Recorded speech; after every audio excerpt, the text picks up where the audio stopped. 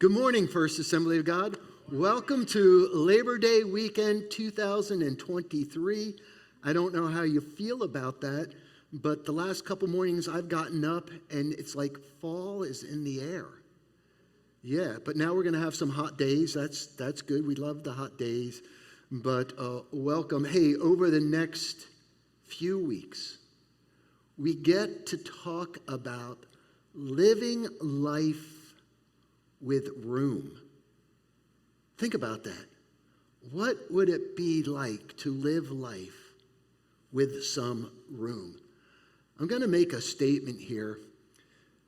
Not all of us, but many of us live at some level of unbiblical busyness. Think about that. Almost everyone we know has no margin to do any more than what we're doing already. Hey, how you doing? I'm busy. Hey, you want to join me? I can't, don't have any time. Hey, can you help out? Nah, Pastor. We live at a level where we're so busy that we don't have time to do any more. This jar represents a day. And you know what's interesting? We're all given 24 hours in one day. Did you know that? No more, no less. But we're all given the same amount of time. And a lot of times in life, we start filling our day up with the little things that can take up so much of our time that really don't matter a whole lot. Like maybe you binge watch the third season of The Office.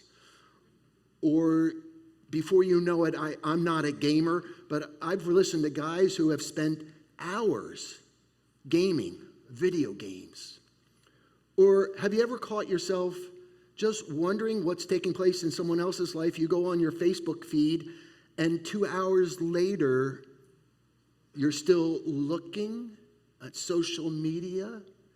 And there's a lot of little things that can consume our time. So when we get to the more important, bigger things in our day, well, we want to put our devotions, we want to, go to that Bible study, we want to have fellowship, we want to have our quiet time, we listen to some worship music, and before you know it, all the bigger things that we consider important, before you know it, we can't even get them all in. And there's still no room. Hey, Pastor, I'd really like to come out and help you, but my life is full to the brim. And I don't have any time. Steve Farrar in 1990 wrote this book, Point Man. In fact, some men in our church went through that book many years ago. 4 years later, Steve wrote this book called Standing Tall, How a Man Can Protect His Family. Kind of an interesting book. And in there, he tells a story about a man by the name of Dr. Robert Schuller. Remember him? He has since gone on to be home with the Lord in 2015.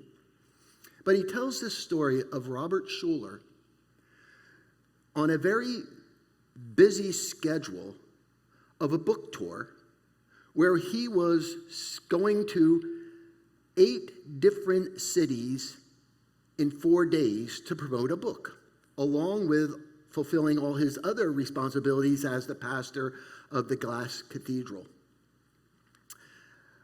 As he was going over his itinerary, his secretary informed him, and Dr. Schuller, don't forget, the day you come home, you have to have lunch with the winner of the charity auction. Oh yeah, I forgot. And some person at a charity auction paid $500 to have lunch with Dr. Schuller.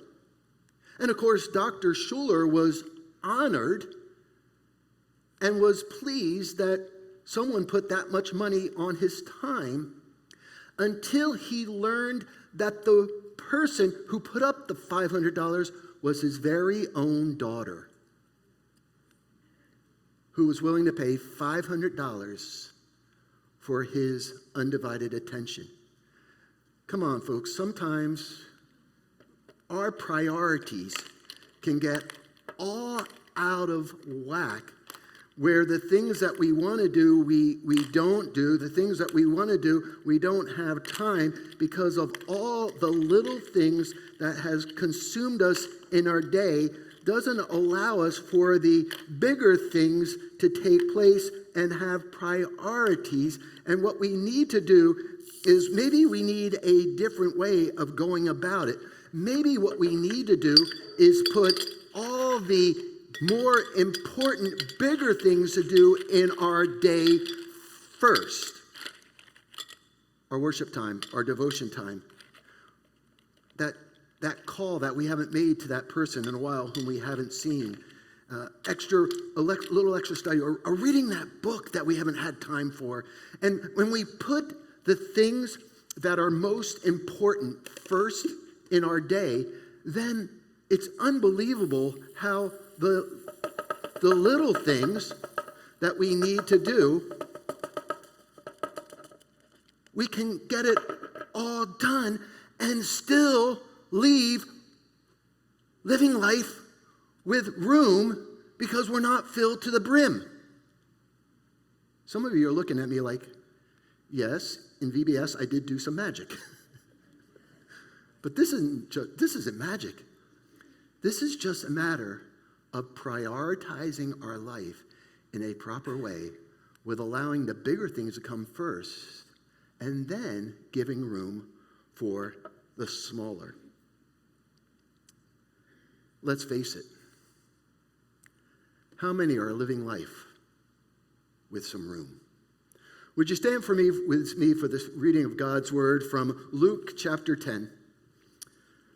Luke chapter 10, it's a familiar story about two sisters. As Jesus and his disciples continued on their way to Jerusalem, they came to a certain village where a woman named Martha welcomed him and his disciples into her house. Her sister Mary sat at the Lord's feet, listening to him as he taught. But Martha, well, she was distracted by the big dinner she was preparing. She came to Jesus and said, "Lord, doesn't it seem unfair to you that my sister sits here while I do all the work?" How many can identify? Tell her to come and help me. But the Lord said to her, "My dear Martha, you are worried and upset over all these details. And there's only one thing worth being concerned about. Mary has discovered it. And it's not going to be taken away from her." You may be seated. Now, I'm sure you've heard many stories on, I'm a detailed person. I got to get the rice back in there. That just bothers me. That's why I don't have time for the more important things.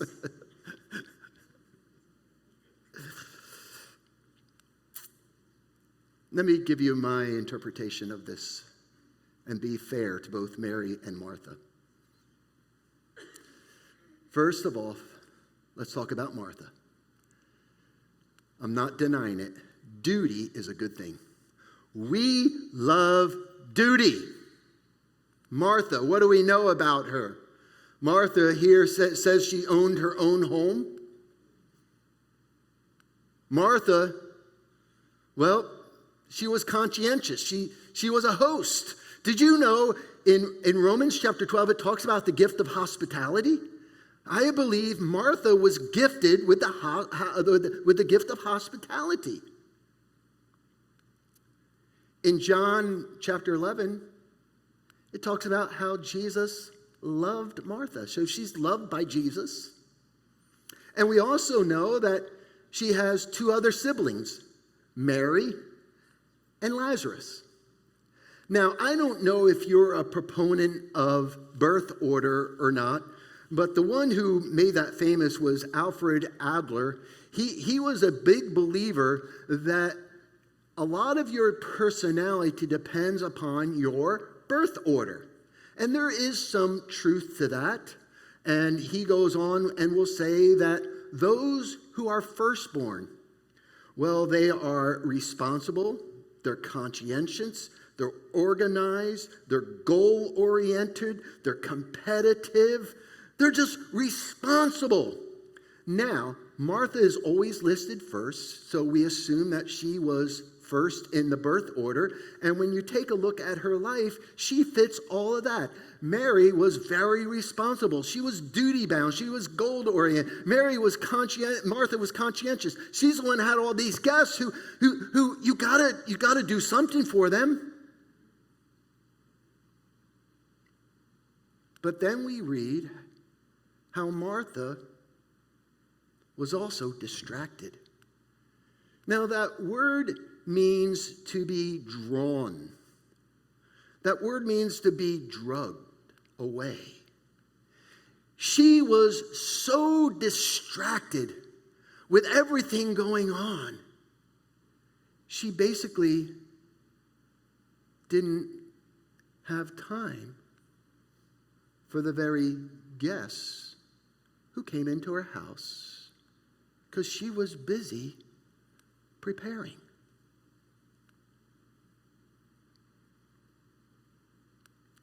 Now listen.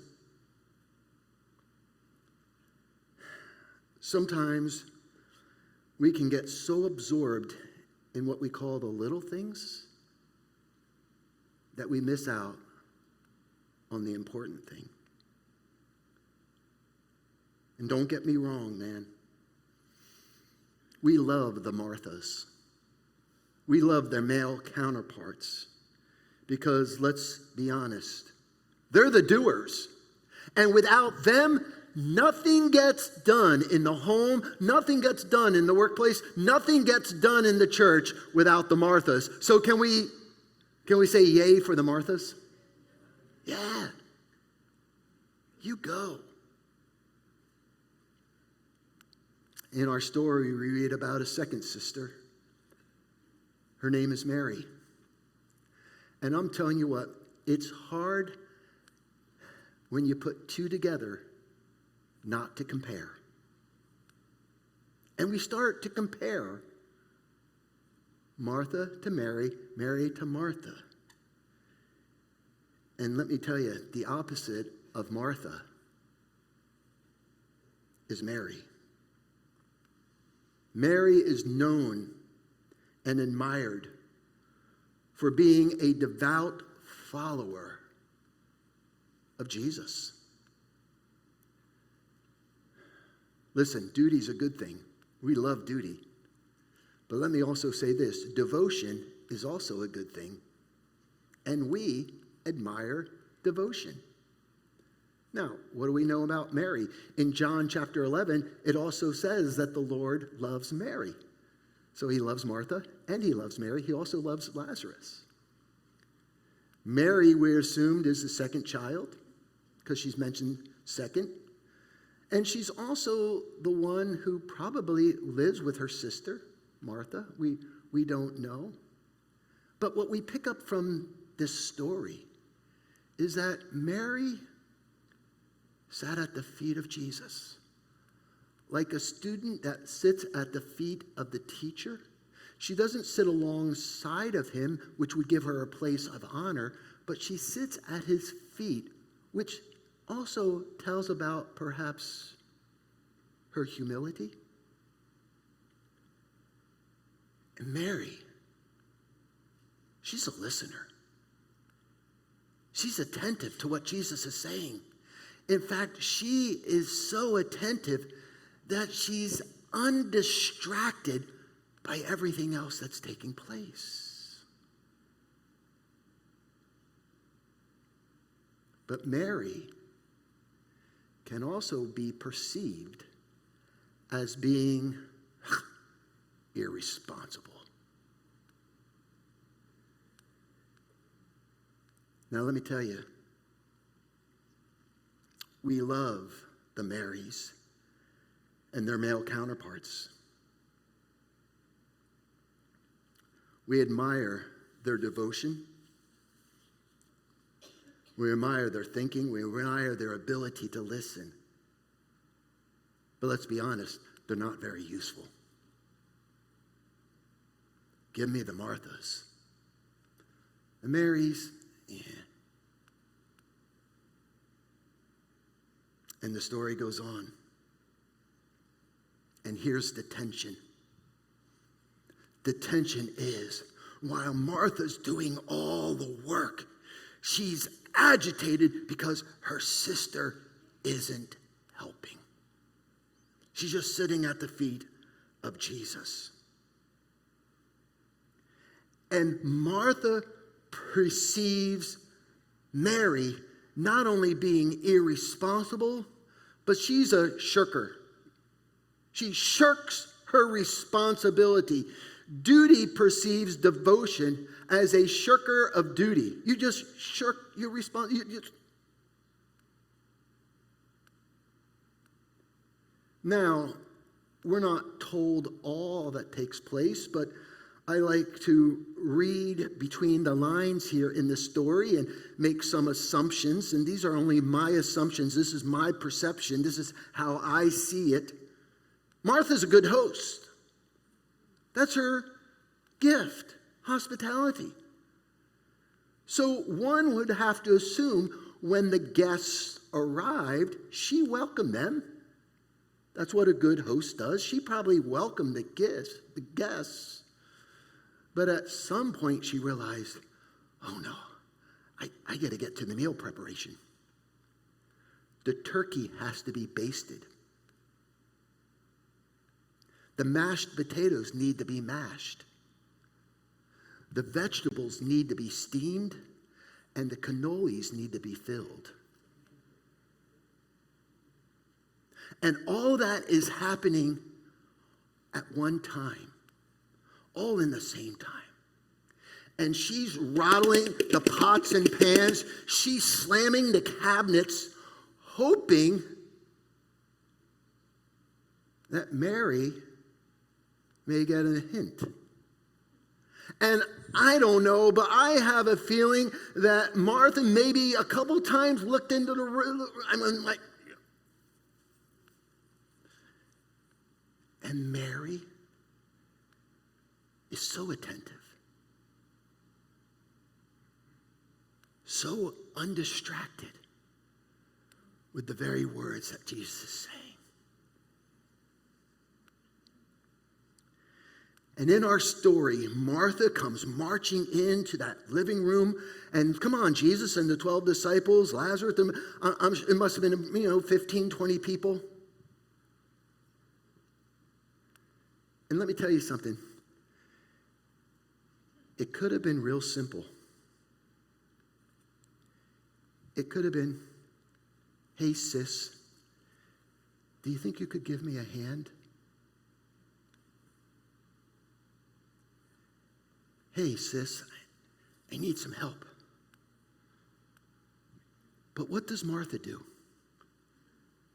Martha goes right to Jesus. Lord, don't you care?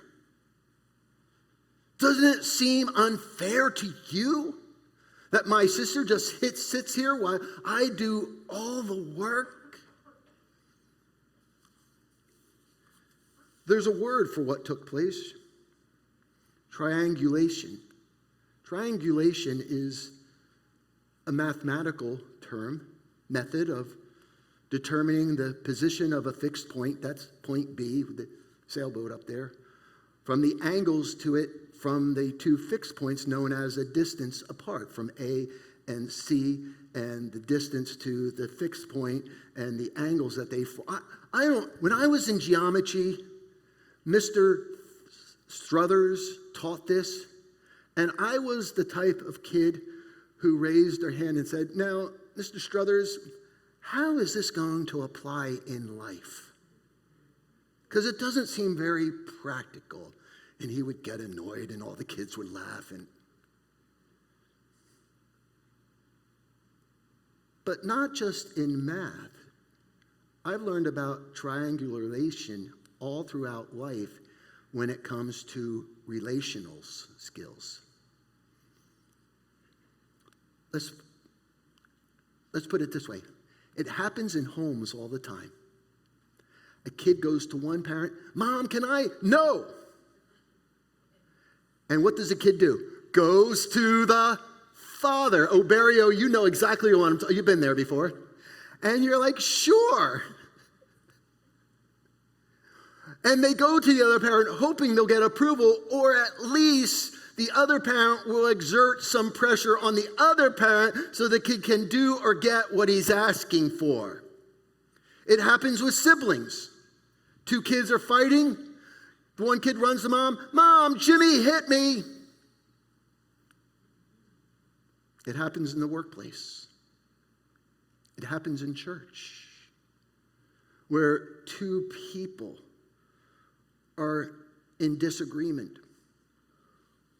or a person is unhappy with another person by a decision or something they did, and well, before you know it, they run to the pastor, or they run to a staff member, or they run to somebody else, hoping to straighten that other person out by using someone else, rather than trying to attempt to solve the problem on their own, because they like to avoid conflict.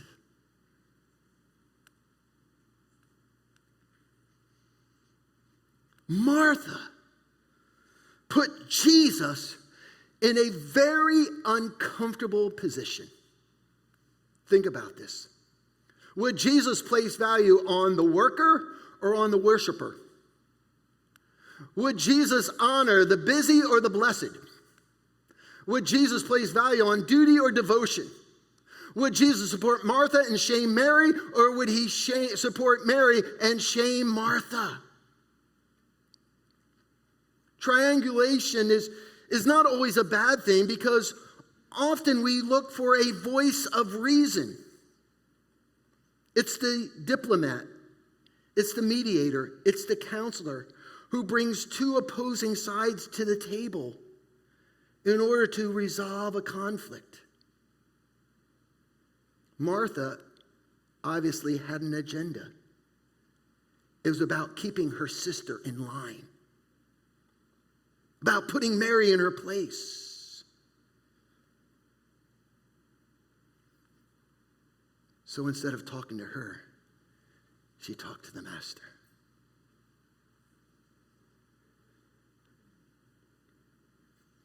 So Jesus is put in the role of mediator, counselor, diplomat. And in the King James, he says this: "Martha, Martha." He repeats her name twice, showing that he lovingly acknowledges the condition of her heart. Martha, Martha. In the New Living Translation, my dear Martha. He's not condemning her. He's not denigrating. He's not putting her down. He's addressing the situation. After all, he knew that he was soon going to be the recipient of her wonderful gift of hospitality and sit down to a wonderful meal. And the cannoli shells would be crunchy and not soft.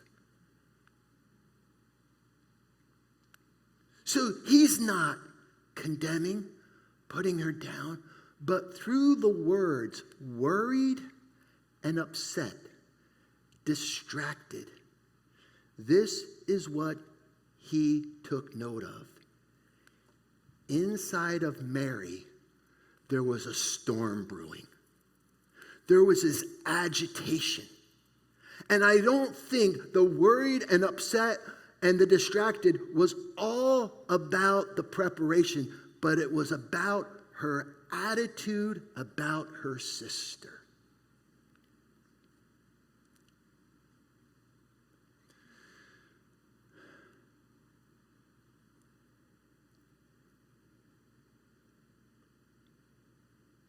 The issue here, we always make this the issue, but it's not. The issue is not responsibility or irresponsibility. It's not duty or devotion.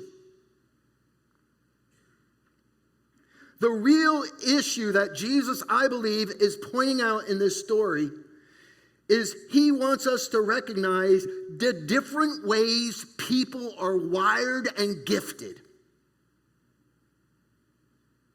without judging or condemning. I believe that's the heart of Jesus. We need to recognize that we're all different. We're wired different. We have different gifts, different talents, different abilities. Martha brought her gift to Jesus in preparing a delicious meal. Mary brought her gift in sitting and listening attentively to what Jesus was saying. And Jesus, I believe, invites Martha to consider, Mary, perhaps you can use this gift that you have without getting distracted, without this self-righteous attitude.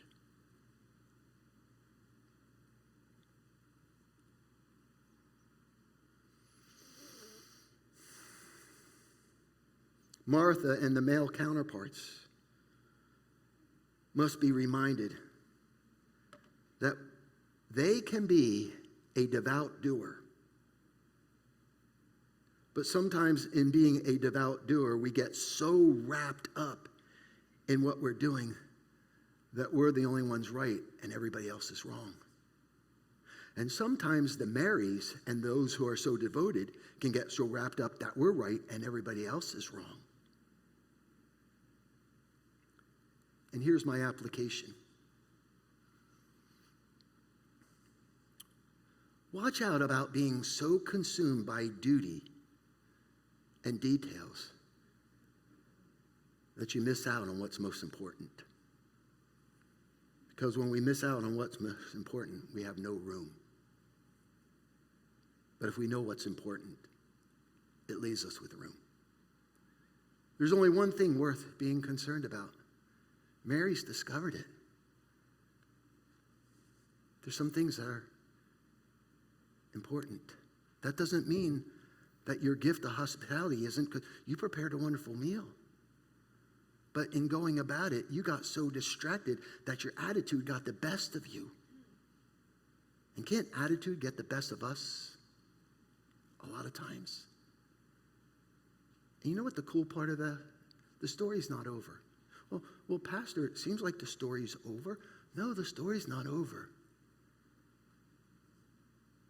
Because 6 days before the Passover, when Jesus was going to be crucified, in John chapter 12, we read how Martha had a meal in honor of Jesus. A dinner was prepared in Jesus' honor. Martha served. Thank God for the servers. Lazarus was among those who ate with Jesus. He had just been resurrected from the dead. He's given a place of honor. He's sitting there in a place of honor next to Jesus, who just raised him from the dead. And this time around, Martha's not full with anxiety. Tell my sister to help. Tell my sister to help. I think Martha got it. Serve. Use your gift. Don't be distracted if someone else isn't helping. Because Mary's gift was she took 12 ounces of an expensive perfume. We know a perfume that was worth a year's wages. Made it from the essence of nard. And she anointed Jesus' feet with it, wiping his feet with her hair. And the whole room was filled with the fragrance of that perfume, as well as the meal that Martha had prepared.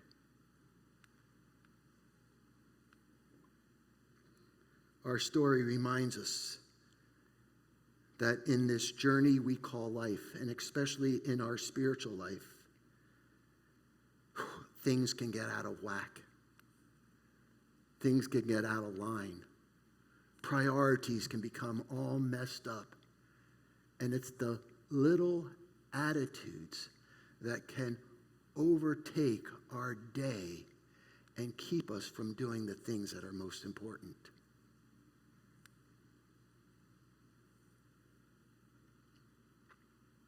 And whether, you know what's so cool about living with room?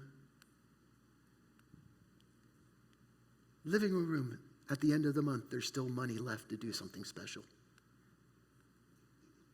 Living with room, having a night with nothing to do.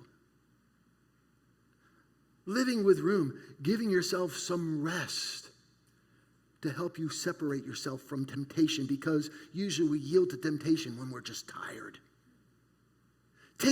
Living with room, sometimes we just need a mental health day to help us better confront the daily decisions we need to make every day. Living with room, giving us time to relax, meditate. Living with room, having time to take your son or your daughter out to lunch without her paying it through a charity to have time with you. Living with room. And whether we make room or not, it's our choice. And no one can decide for you. You make the decision whether you live with room or not. Pastor Bonnie, you can come. Hey, those who have been joining us online, thank you. God bless you this Labor Day weekend.